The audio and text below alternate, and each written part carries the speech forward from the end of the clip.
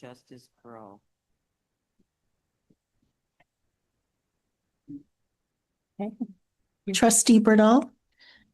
Okay, land acknowledgement. The Pacifica School District acknowledges that we gather on the unceded ancestral homelands of the Ramaytush Ohlone peoples. As guests, we humbly extend our gratitude to the Ramaytush Ohlone elders and community.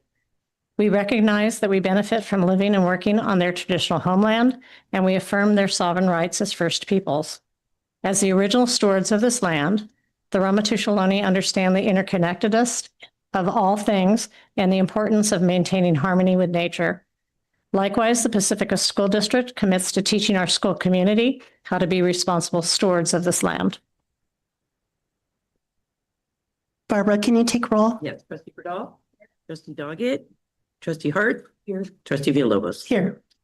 The district records the audio portion of the meetings. All recordings are kept in the superintendent's office for 30 days and are available during that time period for inspection by members of the public on district equipment without charge. All public comment must be made in person unless a board member will attend remotely or as otherwise specified on the board agenda. Speakers wishing to address the board on the agenda or non-agenda items, please complete a request card with your name, address, and item number and submit it to the board president or superintendent.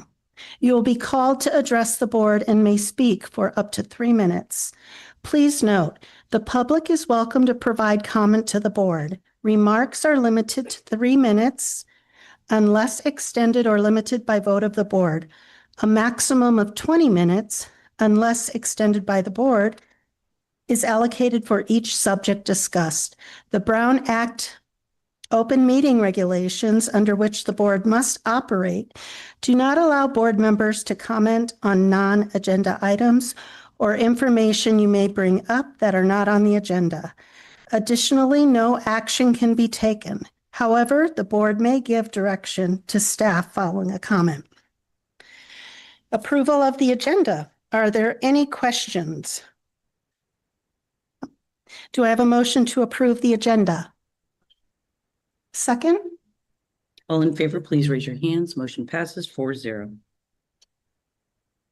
Report out on closed session items.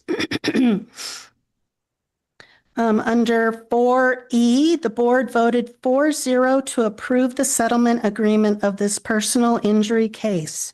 Under the settlement, the district will pay $7,000 in damages. 4F, unanimous, and no action was taken. Approval of the consent agenda. All items on the consent agenda will be approved. Excuse me. You gotta do the E. You did have. Isn't Did you? E. I read this rather here. And then it's Barbara told me.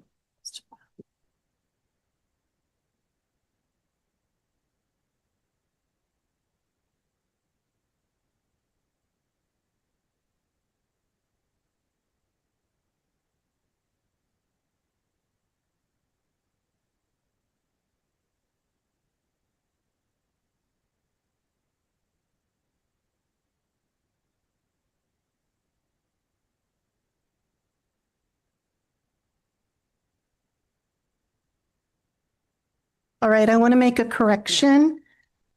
Under 4F, no action was taken. And approval of the consent agenda. All items on the consent agenda will be approved with one motion, which is not debatable and which requires a unanimous vote for passage. If any member of the board, the superintendent, or the public so requests, any item shall be removed from this section and placed in the regular order of business following approval of the consent agenda. Are there any questions? Do I have a motion to approve the consent agenda? Second? Second. All in favor, please raise your hand. Motion passes 4-0. Okay, we're on number 9, communications, LSCA.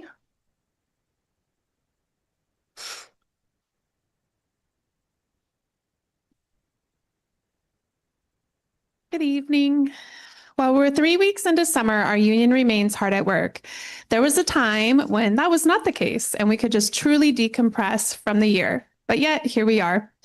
Our union members have been plagued with pay issues all year. There is always a creative excuse provided to our members as to why they did not receive their money when they should. It would be fantastic if basic payroll issues did not have to be another fight for our union members.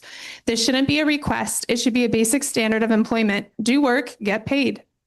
We've been tuning into the budget presentations for years, but are looking now much more closely now considering the state of our district. We look closely at the slides from the last board meeting and the slides being presented tonight.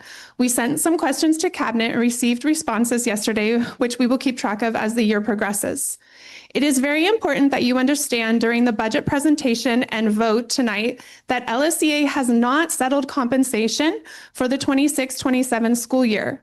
We had hoped to during the negotiations last year, but we were met with many barriers once compensation was being discussed, and a one-year deal was all that was agreed upon. Please keep that in mind on the slides as they are presented. Slide 16 in particular makes it sound as though we are done with 26-27. We haven't even started.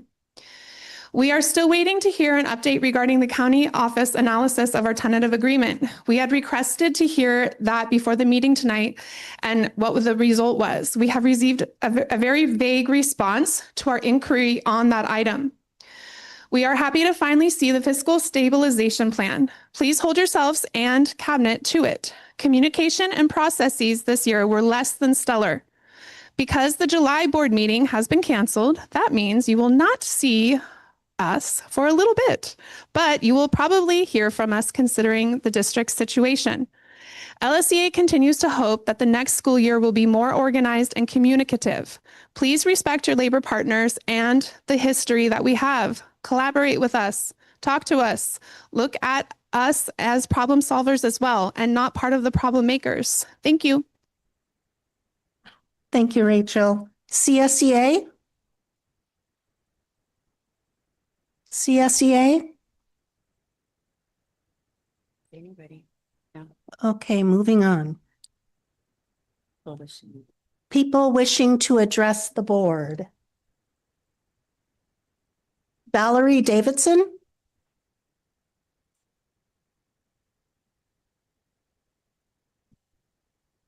Thank you.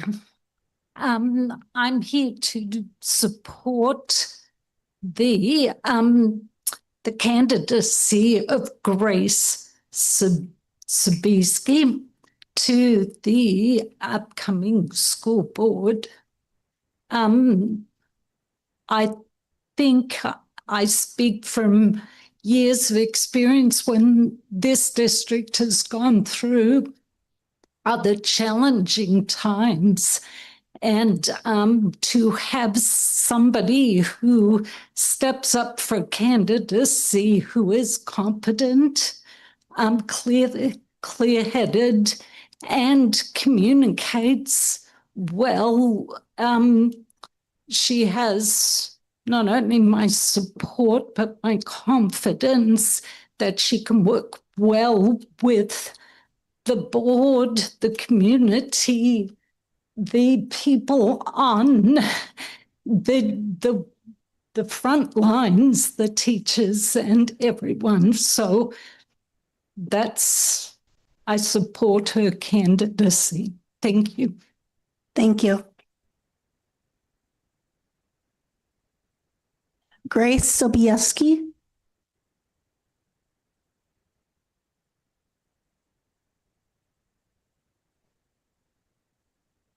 Guess we should have swapped our order there, but that's okay. Hi, good evening. My name's Grace Sobieski, and I would like to formally introduce myself to you all tonight as a candidate for the November Pacifica School Board election. I am the mother of 4 children, a 2-year-old and a rising TK first and third graders at Cabrillo School. I've been a Pacifica resident for the last 10 years, and during that time, I've owned and directed early learning centers, serving many children and families in our community.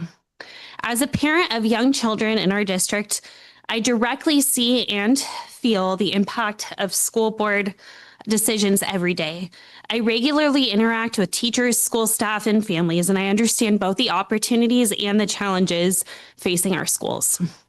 Since my oldest child started school, I have served in many volunteer roles, including PTO president, room parent, art teacher, field trip driver, school site council member, book fair coordinator, and theme day coordinator, among many others. I'm also a very passionate educational advocate. Professionally, I've also been a former third grade teacher, hold a master's degree in elementary education, and have taught child development at the community college level. I've had the privilege of sitting at nearly every table within public education as a parent, teacher, administrator, volunteer, and community member.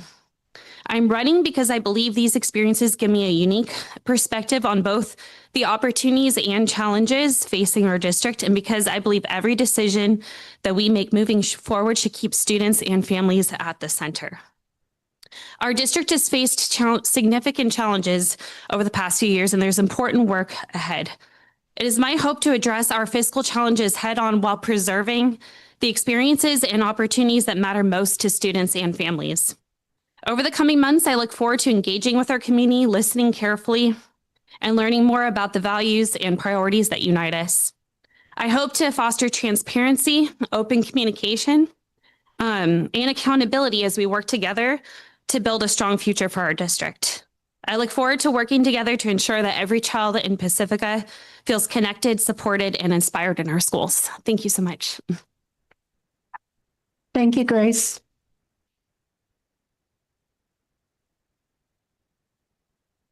Tiffany Button.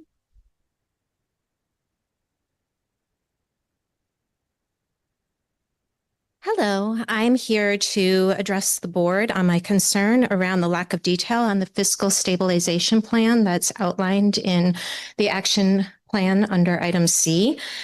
When I was reviewing this, I was concerned about the lack of detail in this plan, given the precarious state. I think you might be under a specific agenda item, not the open. Just fiscal.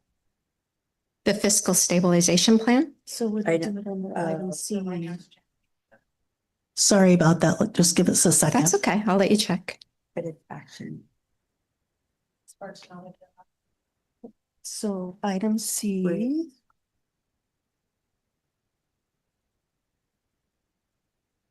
Oh, it's a general. Adoption. Yeah. She's nice then.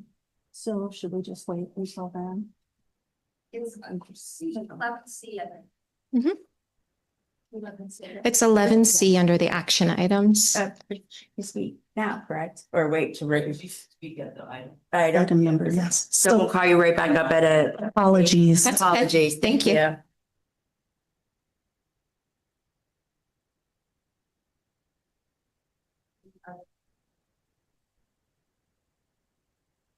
Okay, board superintendent correspondence and communications.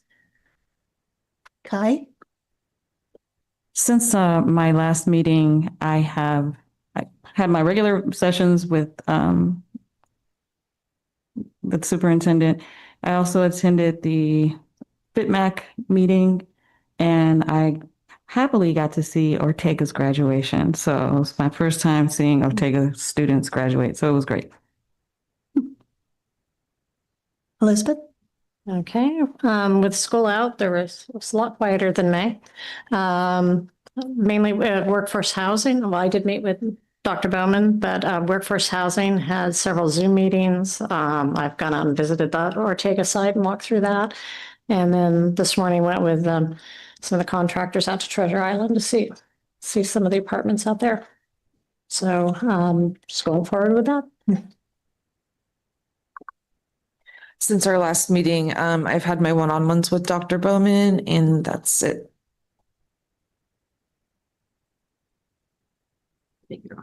I've had my one-on-ones with Dr. Bowman since the last meeting.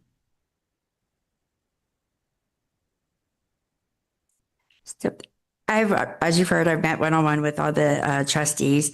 In addition, I have been in communication with the San Mateo County Office of Employment. And I just want to say that I'm in full agreement that payroll should not be an issue. I've reached out to the deputy superintendent directly, and supports are being in place. And I just wanted to make sure you knew that was in progress. And I've also talked with King Consulting regarding enrollment. And I've met weekly with the San Mateo County Deputy Superintendent and the Business Financial Office. Thank you. Okay, we're moving on to number 10, information items. A, LCAP, local indicators. Catherine.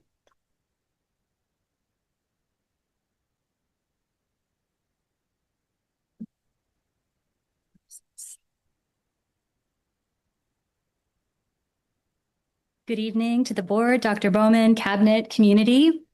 I have some slides.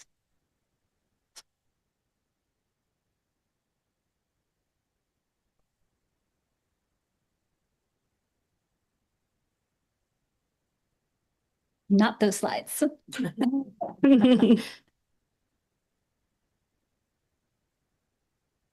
It's Nope. LCAP local indicators.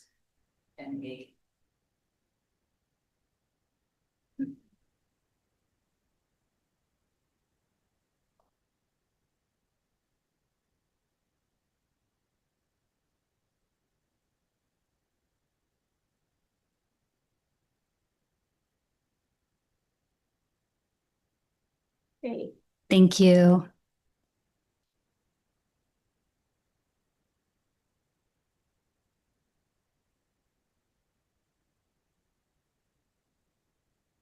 Okay, great.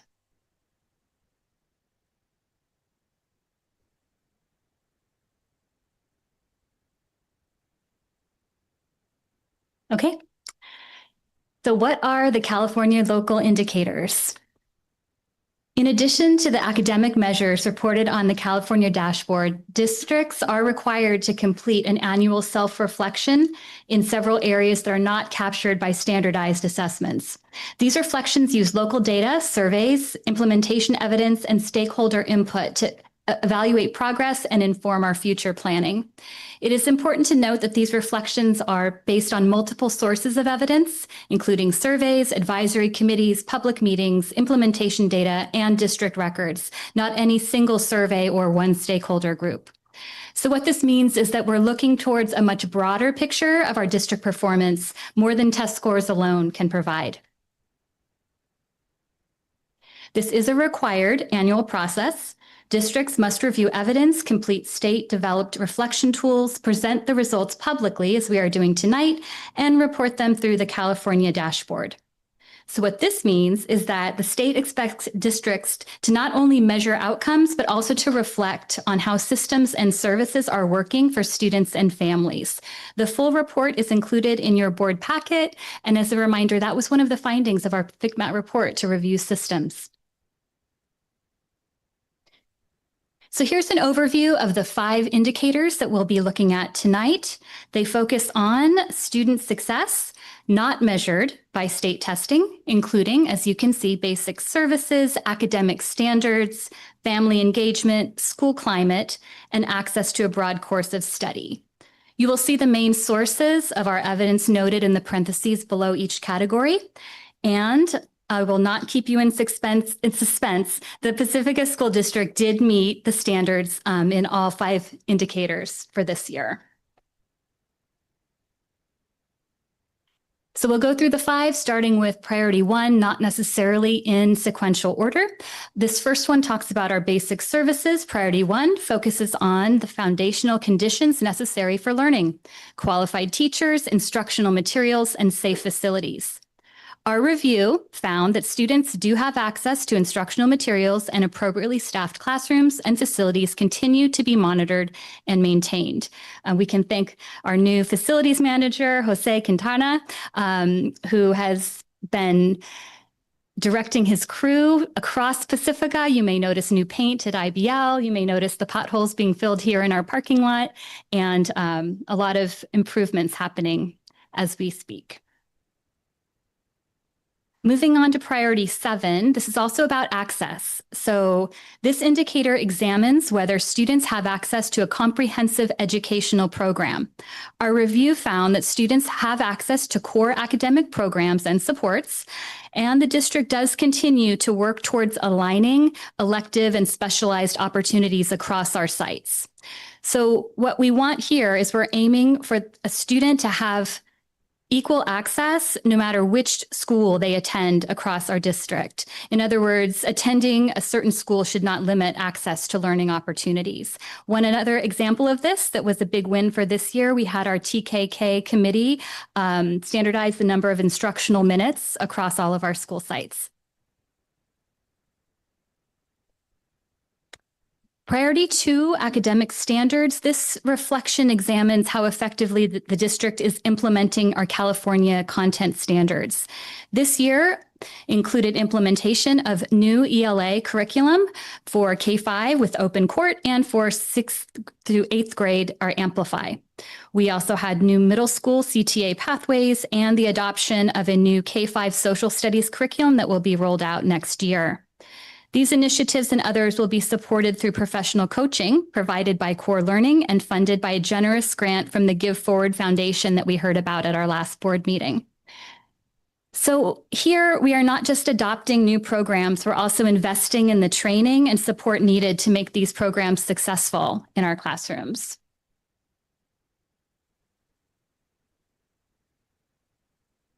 Priority 3.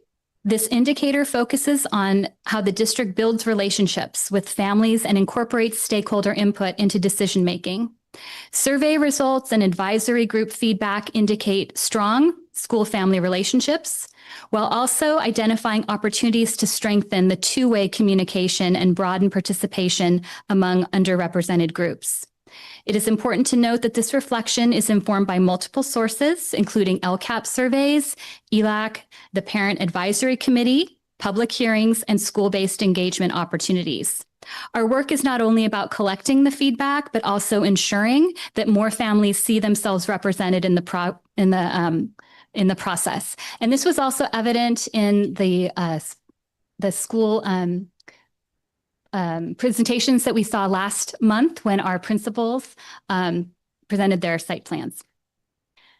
Finally, priority 6 is school climate. This reflection draws heavily on our panorama survey results from students, families, and staff. The data highlights positive relationships and communication, while also identifying areas of growth related to student well-being, family support for learning, and staff coaching and support systems. We are using our feedback to identify both what's working well and where additional support is needed.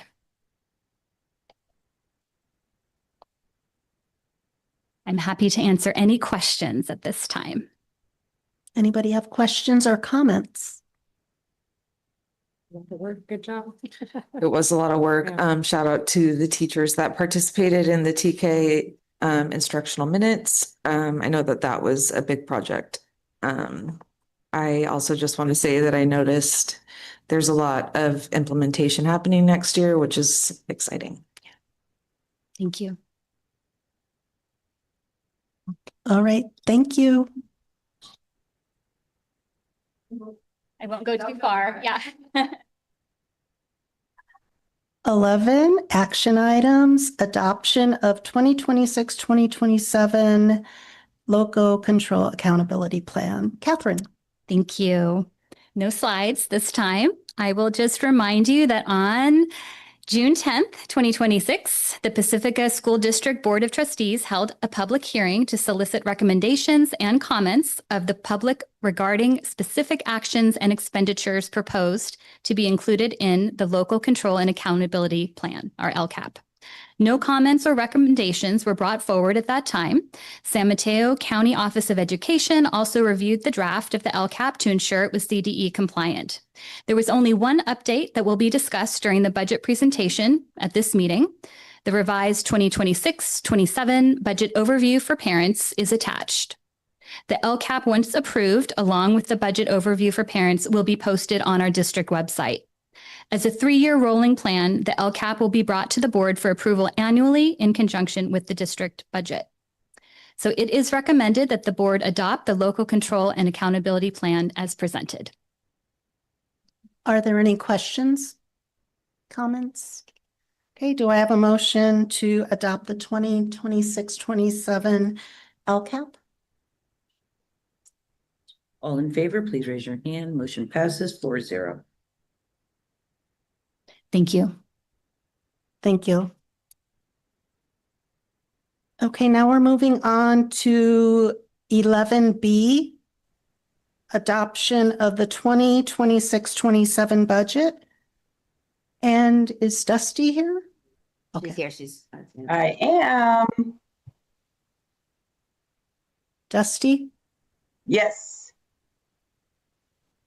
There he Can goes. you hear me?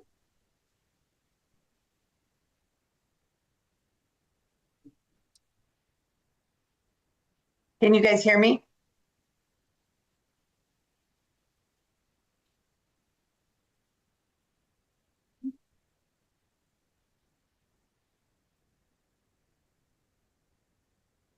I don't know if you guys can hear me or not. Dusty, can you hear me? I can hear you. Can you hear me? Dusty, we can't hear you or see you. Okay. Let's try this. There you are. Okay, there we go. We can't hear you. Can't hear me. Okay. It'll be just a minute. They're working on it. Okay.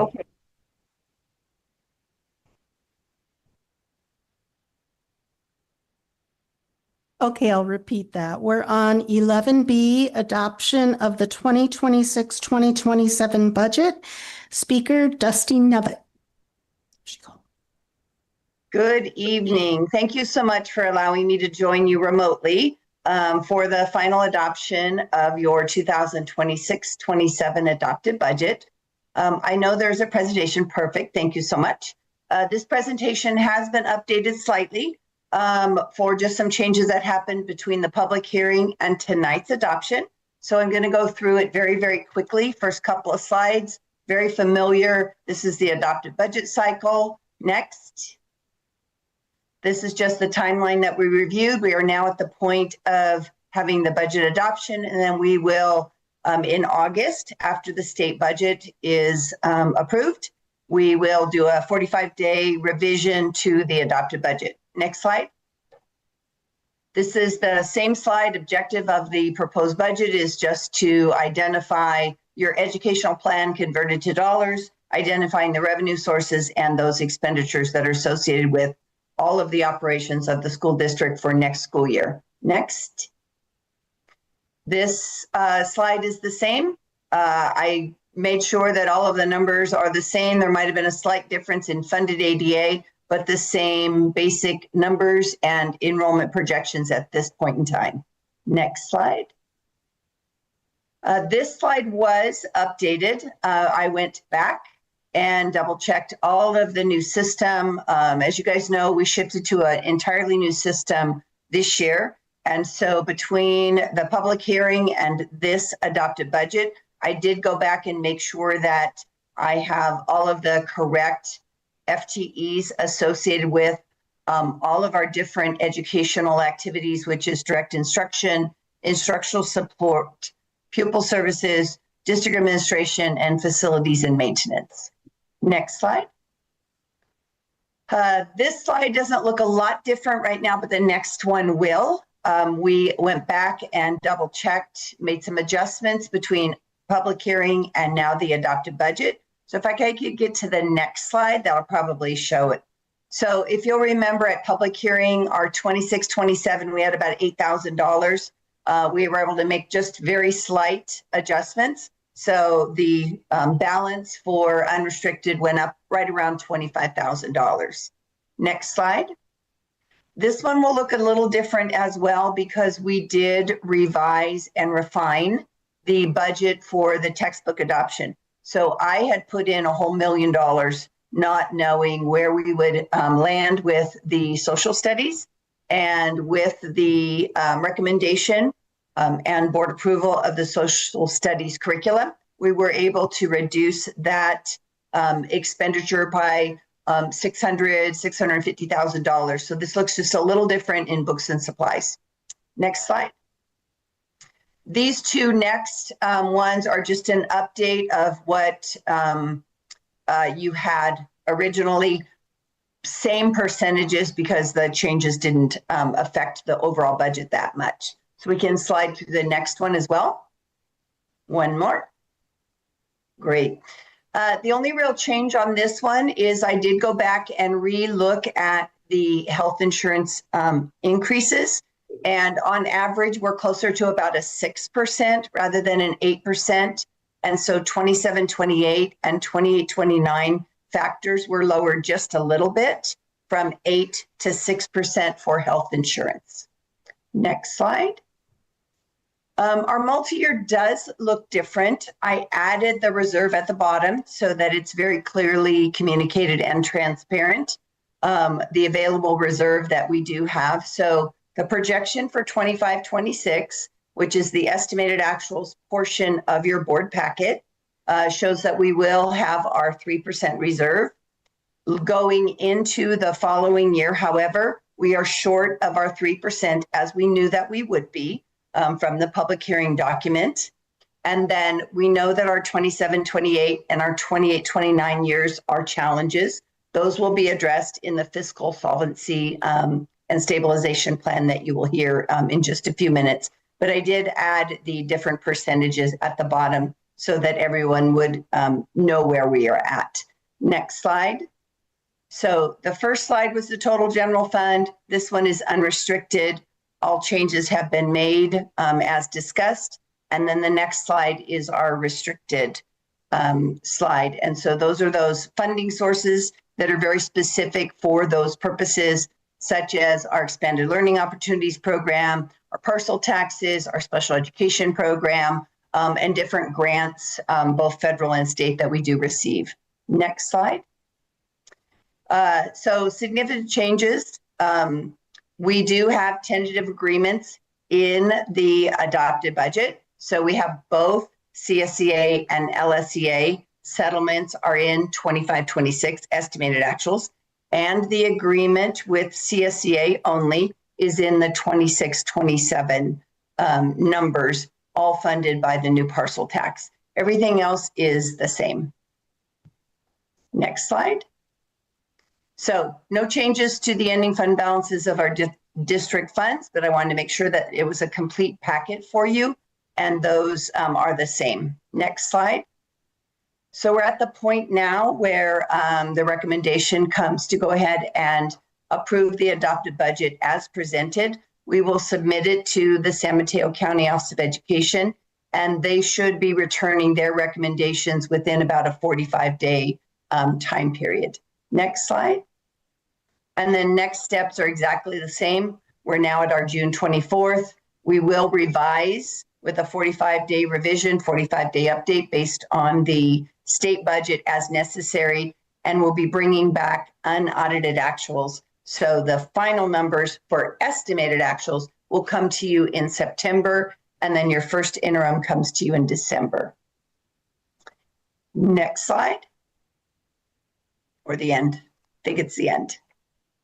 All right. Are there any questions for me? Does anybody have any questions or comments? I just was going to point out the loss of the projected loss of 76 students amounts to almost $2 million, which is it's just really hard to run a school district when you don't have really enough funding. And that's it. That's what I wanted to point out.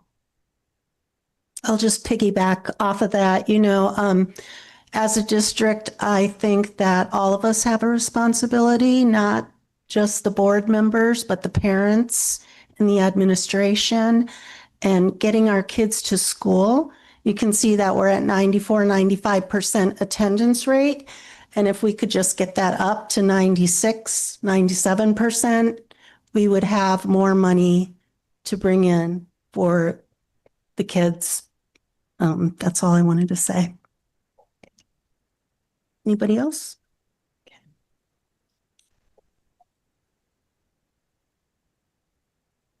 Do I have a motion to adopt the 2026, 2027 budget?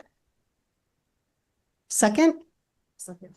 All in favor, please raise your hands. Motion passes 4-0. All right, we're moving on to 11C. Adoption of Resolution 2026-0624A, adopting the fiscal stabilization plan.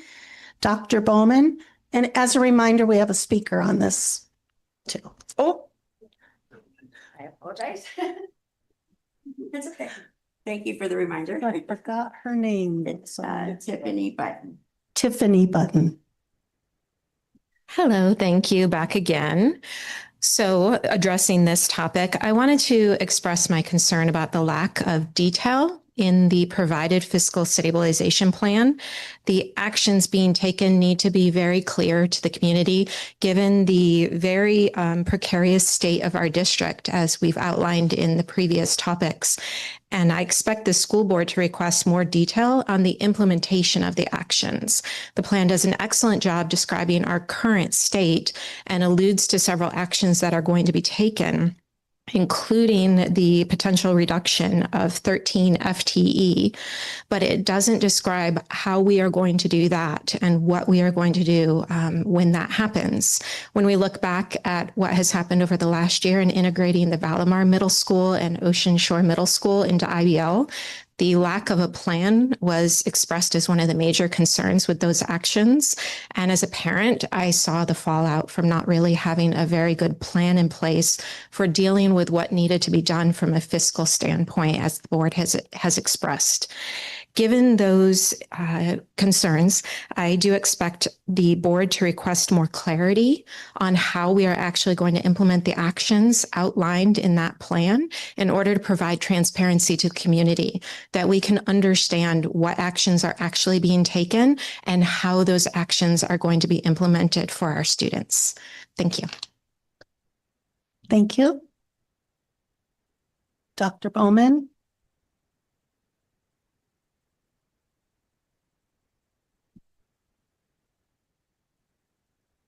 Good evening. Thank you for the opportunity to discuss the fiscal stability plan.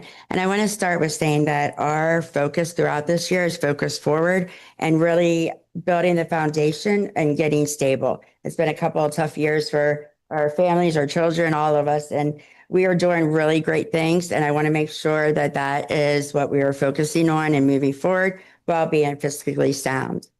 Our fiscal stabilization plan was in development with Ron Whelan, who is our fiscal expert. And it was weekly reviewed and developed throughout our San Mateo County meetings with the goal in mind that we want to remove the reactive and get to more of a proactive. And then what is that road going to look like? And coming up with a proactive plan so that we can make sure we can secure long-term financial stability.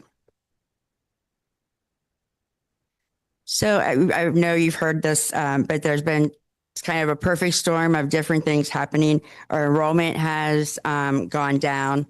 We are the lowest or second lowest paid district with $12,000 per child, where across the hill they get 23 and they need the same books, the same standards, the same curriculum, and have to pass the same test. In addition to that, we've had an increase in our student needs, mental health, transportation. We've seen our homeless population go up 40%, I believe. And so there's a lot of things happening. We need to be able to move forward and make sure that we're stable. In addressing the plan, we want to make sure that we're looking at two things. This is the list I just read. Sorry. All right, so what we really want to make sure we do is protect our student services. We have a lot of really good things coming, high impact tutoring. We have some mental health supports. We've got a new grant. We have a lot of structures and programming come. We've also will be able to offer scholarships to our teachers if they want to. And so I want to make sure that we focus on that. But at the same time, we have to move away from the short term, the temporary fixes of let's cut this for now and see if it will help. We've got to look 5 years ahead now and 10 years ahead and put those structures and procedures in place. This started when our first budget was reviewed and we were given a letter from the San Mateo County Office of Education about lack of ongoing concern.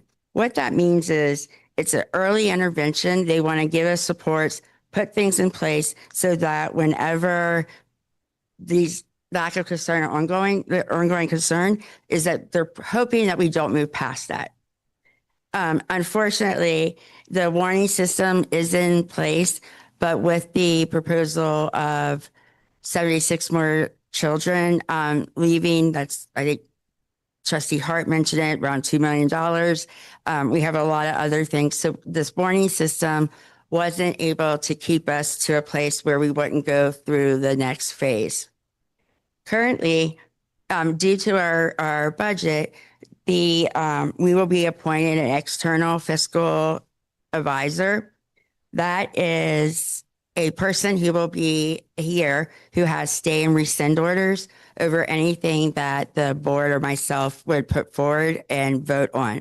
So if we wanted to vote on a new initiative and we thought we had the money for it, but the fiscal expert is not seeing where those funds would come, they can and will stop that motion from moving forward, even if it's been approved on our part.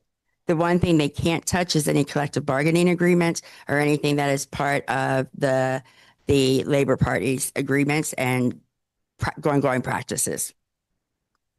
So what does this mean?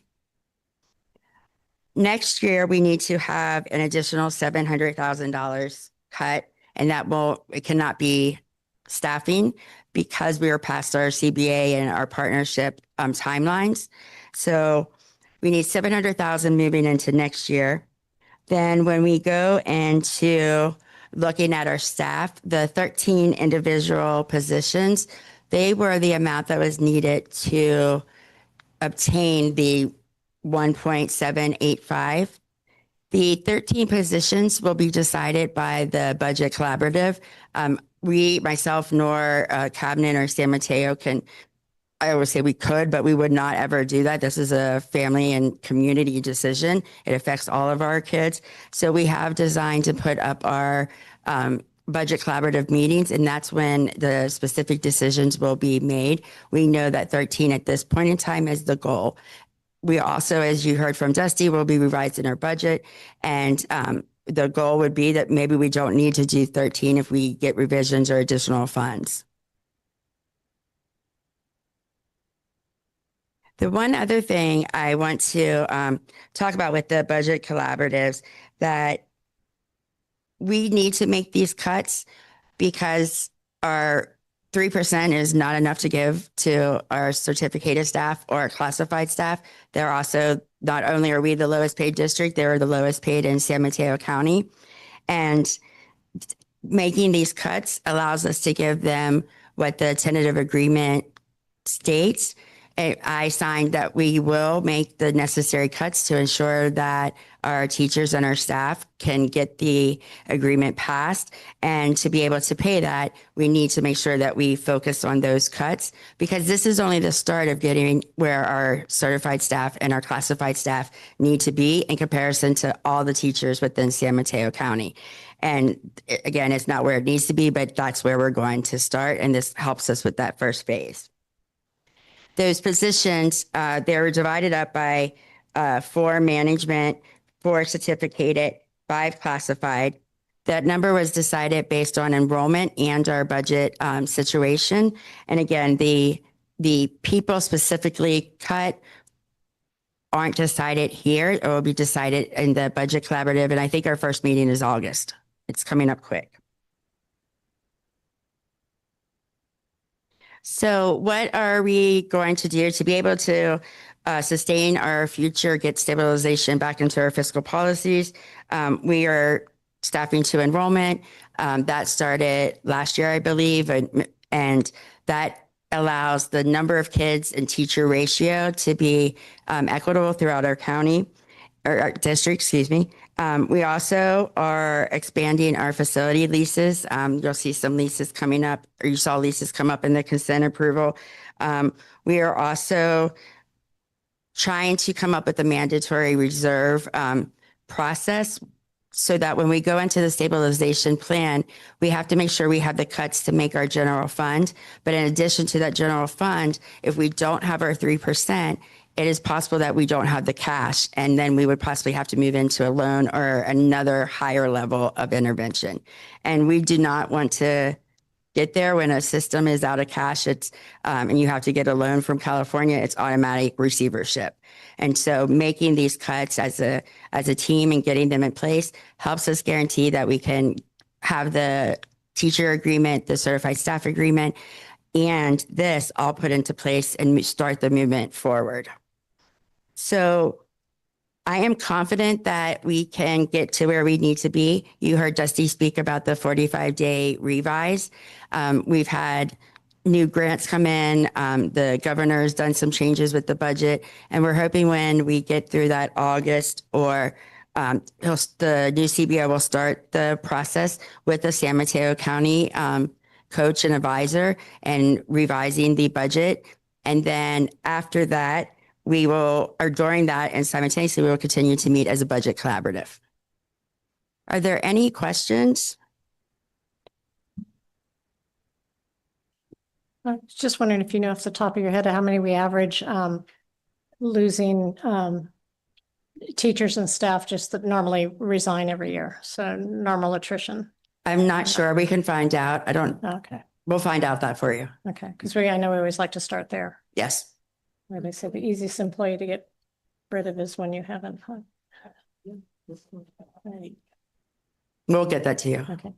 And then the budget collaborative is in August? Yes, we do have the meeting. We have draft meeting dates, but Okay. we will get those out as well. We're just checking. We have to make sure there's substitute coverage and things because we want our teachers and staff involved. And so we'll get those out as soon as possible. Okay. So, sorry. Okay. The budget collaborative worked last year to help with figuring out what we were going to do about the budget at that time. I'm curious to hear about who gets to go to the budget collaborative. What is the process of selecting people that get to go? So in the past, what it has been, the principal has been asked to recruit any teachers or staff members who would be interested, and parents. We've already put up on our district website. If you're interested in participating, we have lots of opportunities. So you can go through your principal and or let us know directly through the website. And I mean, there's specific numbers, but we want to have as many people involved where we can still work and get things done. And so I would say the school, you could get placed on, but if you just want to go to the website and fill out the form that you're interested in the budget collaborative or DLAC or school site council, you can do that as well. Are there representatives from every school? At the budget collaborative, all of our schools but one. Which school? Ocean Shore. Thanks.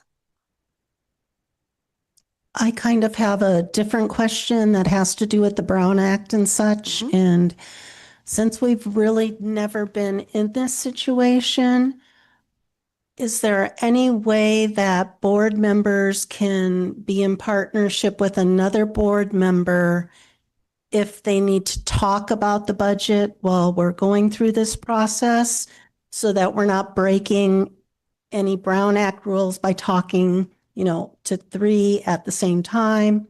But so that if Kai and I are partners and, we come to a meeting and then we need to talk about something, that it's her and I that talk. Mm-hmm.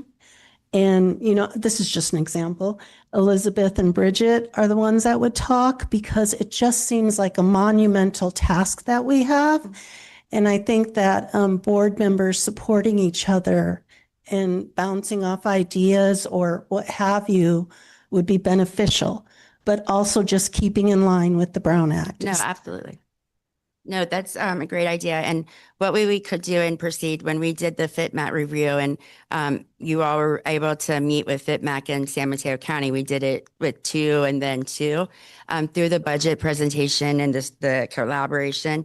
There will also be additional meetings with San Mateo County. We could have you guys pair up and stay in those teams like through the budget collaboratives and the stabilization plan, if that would be helpful. And then I can serve as the in-between to make both groups have it. And one of the first things I think we should start with is having San Mateo come in and talk about the budget and the next steps, because we've been working very closely with them. Yeah, I think that's a good idea. And I don't think that most people understand that board members are not here from 8 to 5. So we can't just go into somebody's office and say, hey, what's going on? Most of us have daytime jobs. And so we just want to make sure we have the complete grasp on it for all the board members. No, I greatly appreciate that. And we'll make sure that we get the partnerships set up so that you'll have a process throughout the revise and budget collaborations. That's great. Thank you. Thank you. Other questions or comments? Great. Thank you.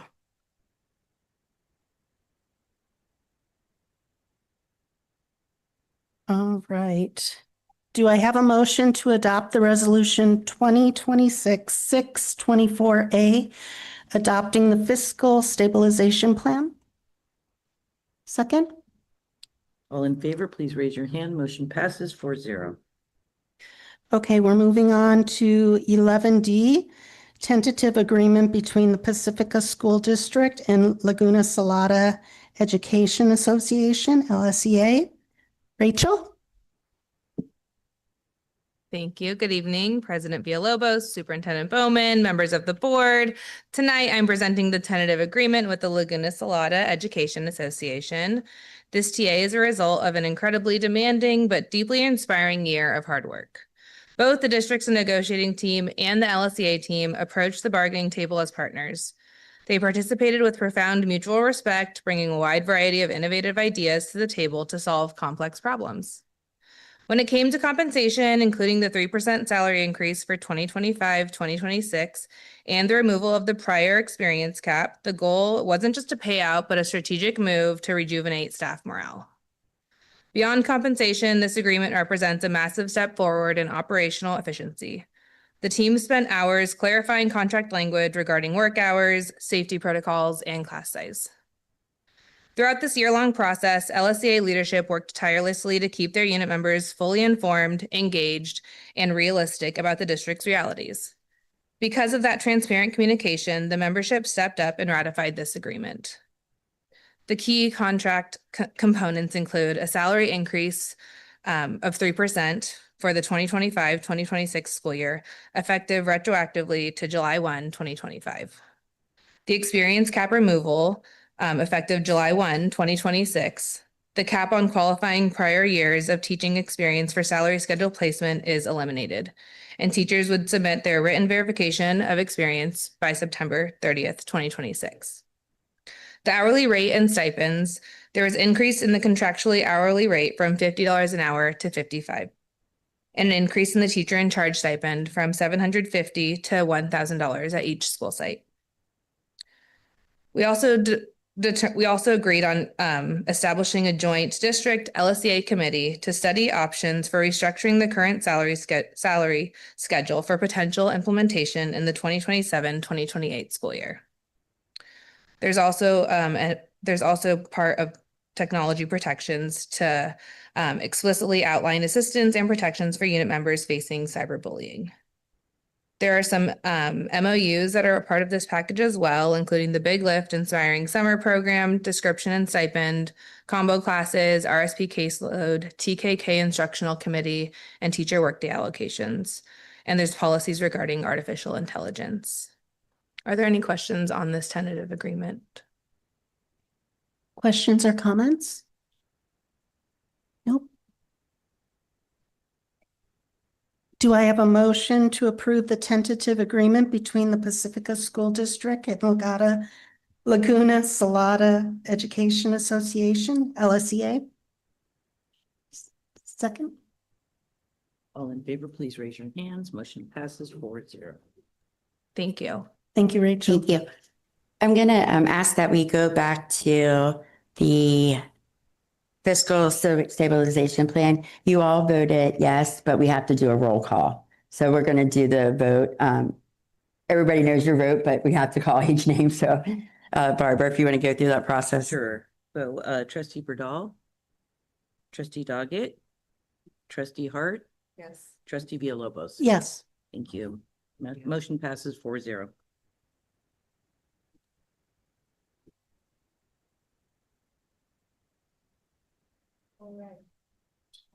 So we are now on 11E, public disclosure of collective bargaining agreement.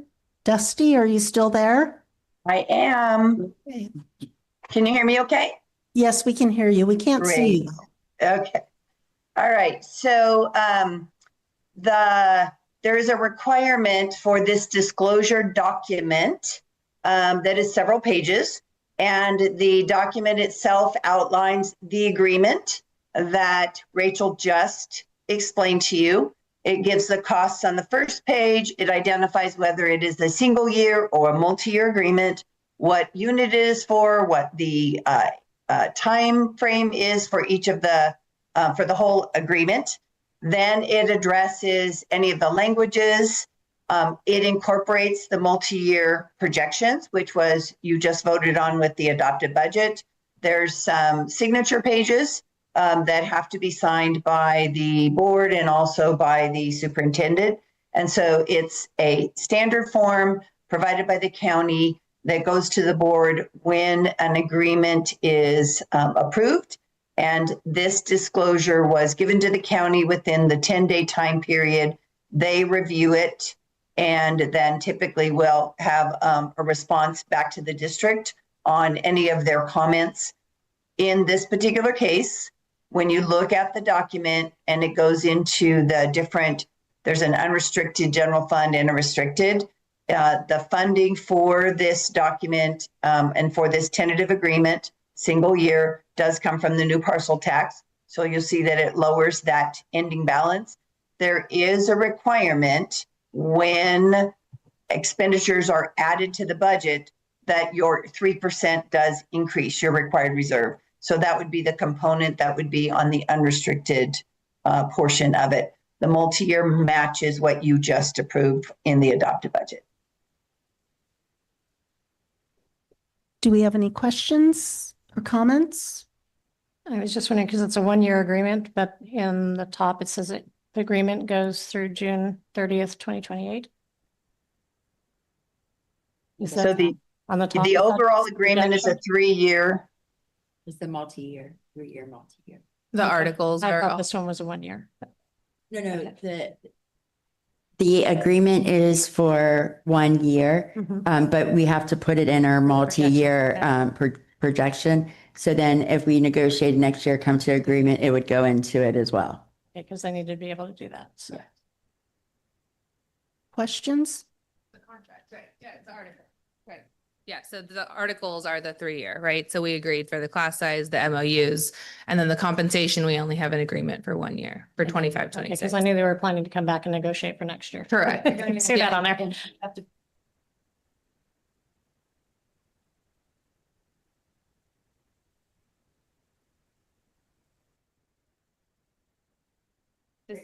Just for the 1,200.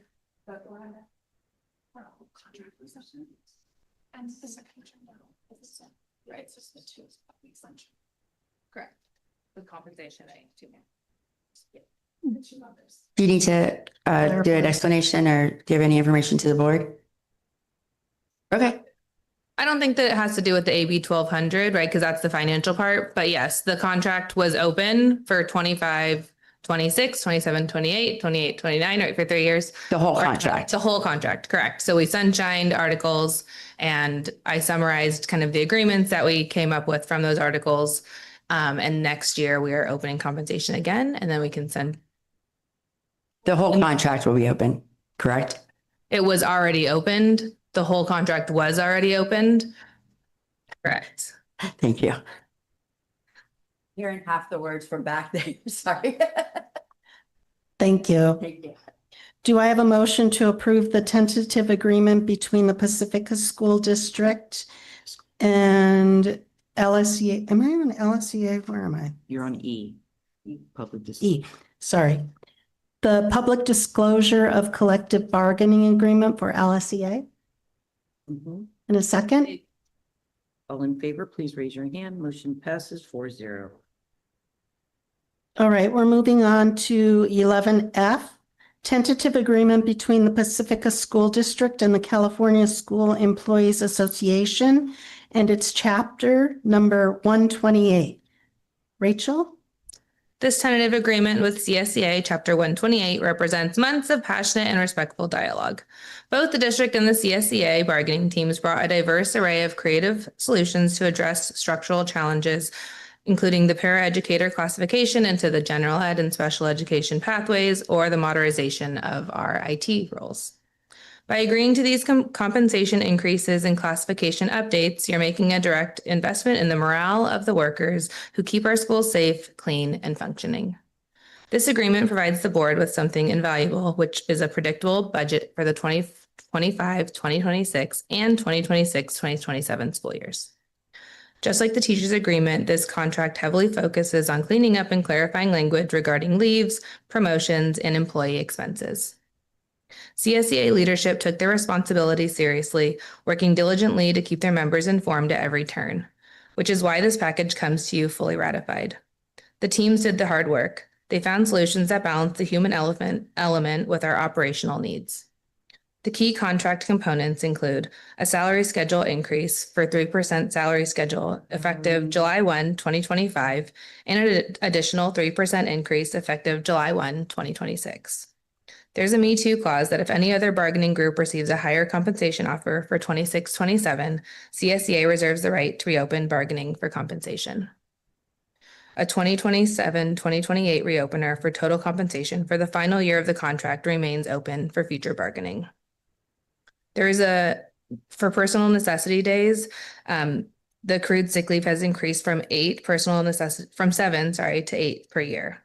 Also for designated no-tell days, it's increased from 3 to 4 days. There's some MOUs in this package as well, including the Technology Department Classifications MOU. So effective July 1, 2026, 3 technology classifications are retitled and adjusted to higher pay ranges to better reflect modern workflows, with employee seniority backdated to their original hire dates. These include the Technology Support Technician. It's going to be retitled to Information Technology Specialist 1. The Network Analyst is going to be retitled to Information Technology Specialist 2. And the Computer Network Specialist retitled to Data Systems Specialist. The Hybrid Administrative Secretary position MOU has also been updated. So this agreement officially discontinues the hybrid designation for the administrative secretary position held by Yolanda Peranza, effective July 1, 2026. She returns to the standard admin secretary classification and will initially report directly to the coordinator of instructional technology. This specific MOU automatically expires on June 30th, 2027. There's also an MOU for summer custodial work. Are there any questions or comments on this? Anybody have questions or comments? I have a question about the Me Too. Can you talk about that a little bit? Yeah, so we agreed to a 3% for 2026, 2027, and they wanted to kind of keep it open to see what the other units were going to get. And they felt that if the other units are offered something higher than the 3%, then they would like to also have the option to talk about compensation, reopen compensation. And the Me Too hadn't been present in last negotiation, right? No, it hasn't. Yeah, been So it's back in now. for that year. Yeah. So they felt comfortable agreeing to a 3%, knowing that they had that option. Okay, thank you. It's not really a Me Too. It's correct. It's an opportunity to negotiate, to open up compensation if another, like I said, LSMA or LSEA gets something that's higher. I think we used to always have the me too, but it was never really in writing. So, yeah, it was just out there. All right. Do we have a motion to approve the tentative agreement between the Pacifica School District and the California School Board Association, Chapter 128? Second?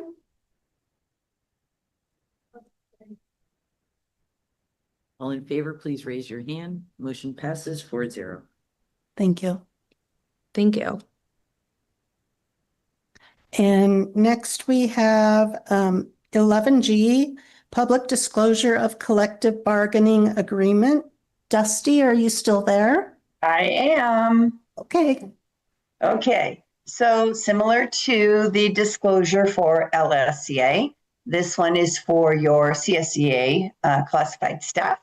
It is also a 3-year agreement for the articles, salary compensation for both 25-26 and 26-27. So the difference between those two is that is the most significant of all of them, is that you will see on the very first page, it shows the cost of the first year, but then it also has an additional cost of what that second year is. All of these costs have been incorporated into the multi-year agreements. It has the same disclosures. The second and third pages outline the different MOUs and the different articles that were changed that Rachel just explained. And again, the disclosure documents were provided to the county office, and both groups have the same multi-year, just with the impact of the columns being slightly different, but the end result being the same. All of it funded by the new parcel tax. Are there any questions or comments? Nope. Okay, do I have a motion to approve the public disclosure of collective bargaining agreement for CSEA? Second? All in favor, please raise your hand. Motion passes 4-0. Thank you, Dusty.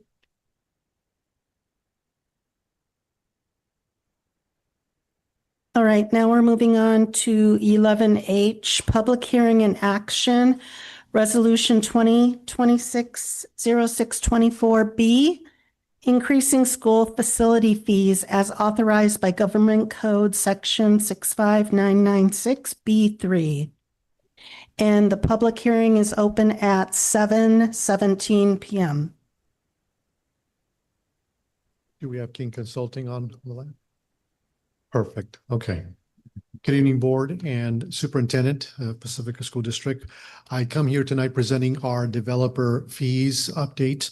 And it's a government code section, ed code section here that we're really visiting here, where the facility needs of the district do compel us to review our developer fees on a even number year.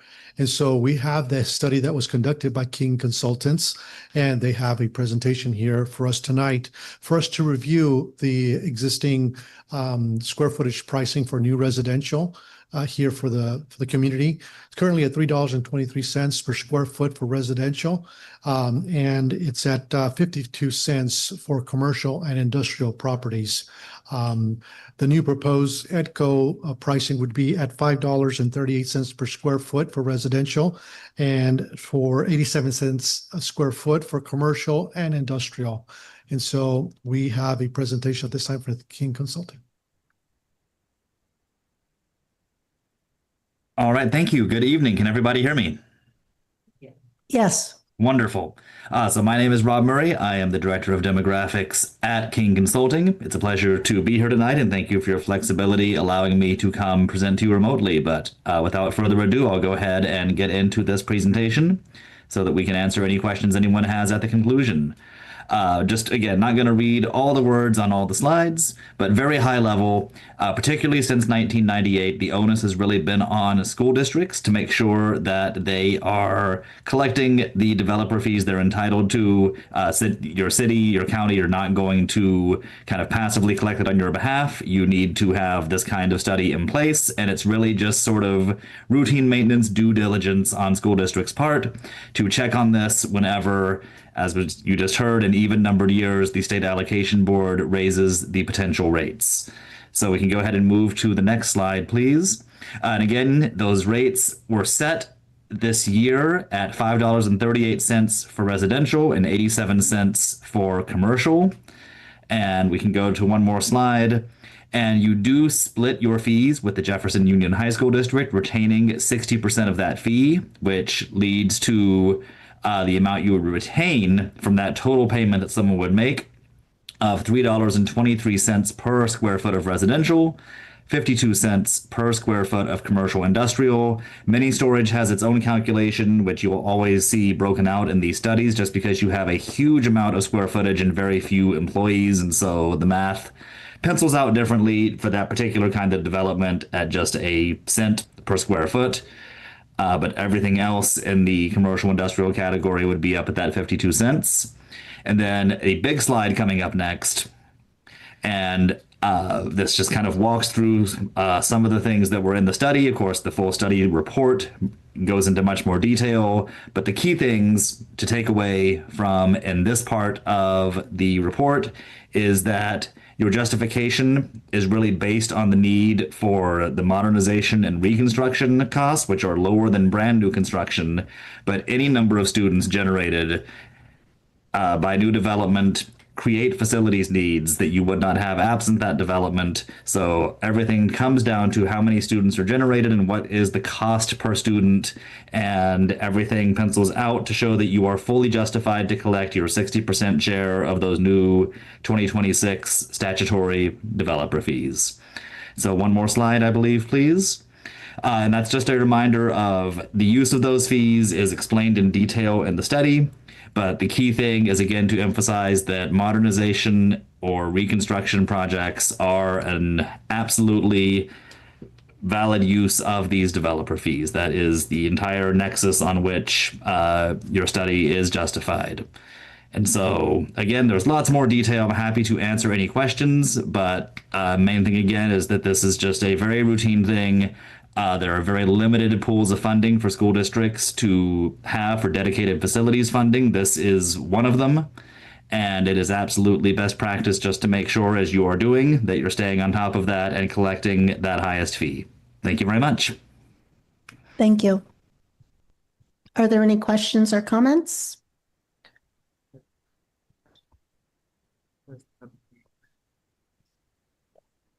Okay, so we're going to be closing the public hearing at 7:23.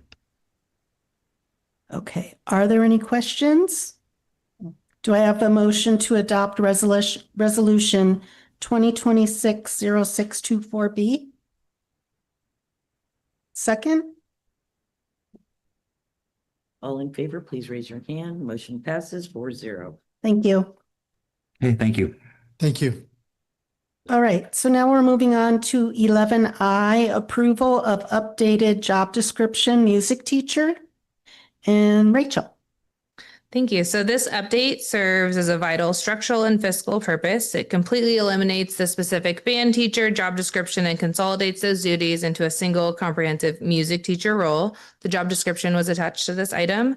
The key components is the expanded scope. So it broadens the role to provide standards-based music instruction, including instrumental music, music appreciation, performance, creative expression to all students from TK through 8th grade. Curriculum alignment, so it directly ties the role to the California Visual and Performing Arts standards and frameworks to support equitable access to arts education. By moving away from the restrictive band teacher classification, the district establishes generalized title that perfectly satisfies the compliance guidelines of Prop 28. So that's the music and arts in schools funding. So this administrative update allows the district to fund all of our music teachers' positions using restrictive Prop 28 categorical funds instead of from the general funds. Are there questions about the job description? Comments? Thank you. All right, and do I have a motion to approve the updated music teacher job description? Second? All in favor, please raise your hands. Motion passes 4-0. Thank you. We're on 11J, Prop 28 Annual Report. Catherine? Thank you. Prop 28 Annual Report. So any LEA that receives Prop 28 Arts and Music in Schools funds is required to submit an annual report to the CDE and post it on the website.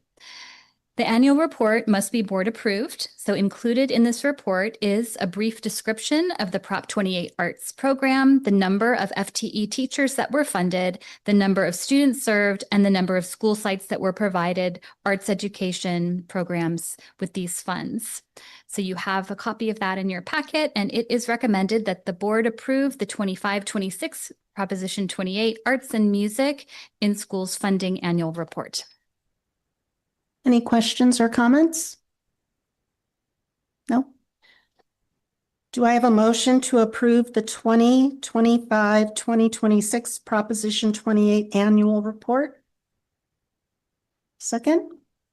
All in favor, please raise your hands. Motion passes 4-0. Thank you, Catherine. Thank you. Now we are on 11K Boys and Girls Club ELOP ACES contract 2027-002. Catherine. Thank you. Under this contract, the Boys and Girls Club recommended that the board approve the contract between the Boys and Girls Club of North San Mateo County and the Pacifica School District to support the delivery and expansion of the Expanded Learning Opportunities Program and After-School Education and Safety Program. I just, sorry, did you want to ask if we have questions? Yes. So, I just want to clarify or get clarification about other after-school programs that our schools that are offered to our students. Does this agreement mean that those will not be offered? No, this is just a contract between us and this particular program. Thank you.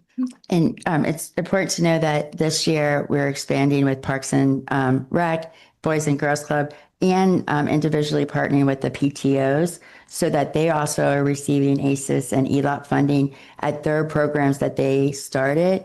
But it allows us to supplement or supply and to help with the cost. And then our kids that may probably have paid for a special course or something will not have to do that. So we've really, the ACES grant and ELOP grants together have really expanded the things that we can do in the community.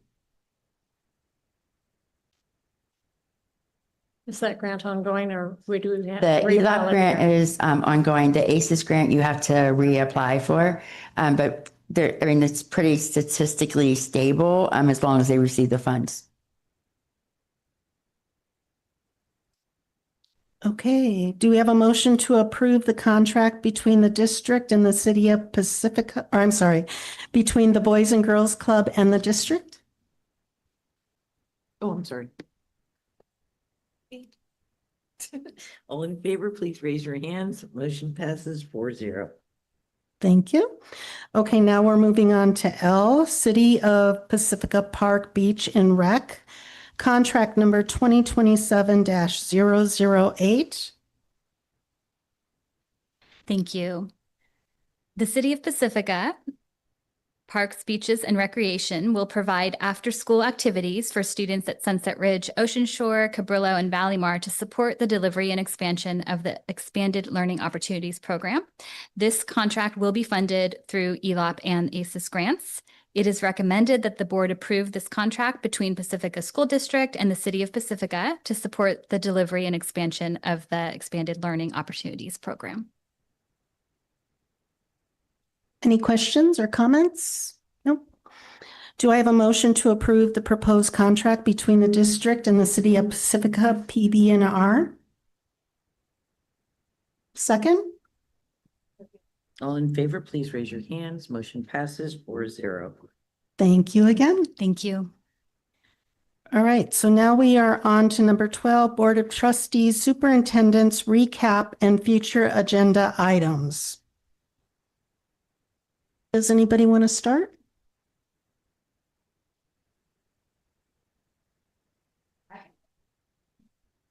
Sure.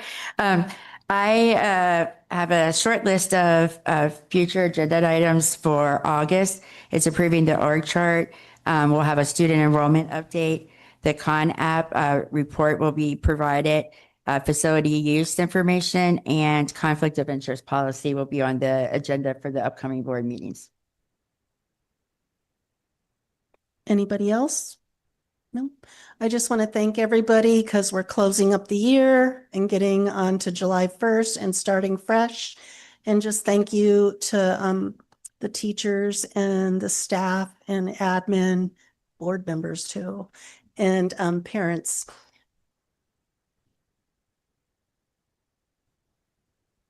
The meeting's adjourned at 7:30.